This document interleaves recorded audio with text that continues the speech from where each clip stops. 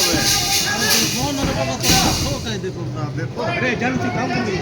কিন্তু বিনা হেলমেটে চলে যাচ্ছিস, যদি তোমাদের জীবনটাই বাঁচে না তো কি করে তোমাদের পরিবার চলবে? আচ্ছা, হেলমেট পরতে হবে, ঠিক আছে, আমরা এরপর হেলমেট পাবো, কিন্তু আমাদের ডিউটি তো করতেই হবে। হ্যাঁ, ডিউটি করতে হবে, কিন্তু অত চিন্তা করবার না। জানো সরকারের কত কি যোজনা আছে? সরকারে প্রতিজন 5 কিলো করে চাল দিচ্ছে। তোমরা রাশন ডিলারের কাছে যাবে, তখন সেখানে চালটা পাবে। আর জানো তোমাদেরকে 10 টাকায় ধুতি শাড়ি দিচ্ছে, সোনা সবরণ যোজনা। জানো সেইখানে যাবে, আর তোমরা 10 টাকা দিয়ে বলবে আমার ধুতি শাড়ি বিলাবে। আচ্ছা ঠিক আছে, আমরা যাবো, কিন্তু হ্যাঁ স্যার, ওইখানে কি জিন্স প্যান্ট দিবে না? আরে নাই করবো, জিন্স প্যান্ট ওখানে পাওয়া যাবে, ওখানে গরিব লোকের যোজনা বটে, বুঝলি? আরো শুনে তোরা, আরো অনেক কিছু যোজনা আছে।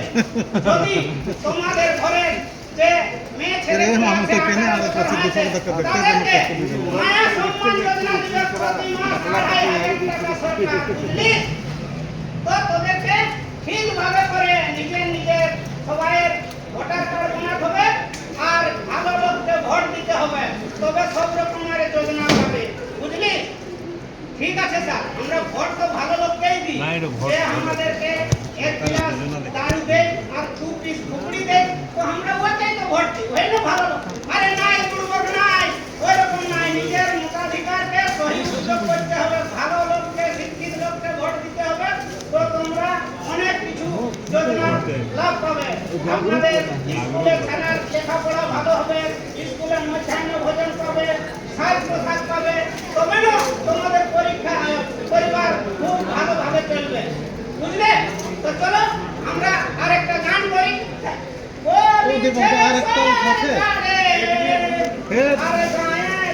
আরেকটা তুমি হচ্ছে সরকারে দেশের প্রতি পরিবার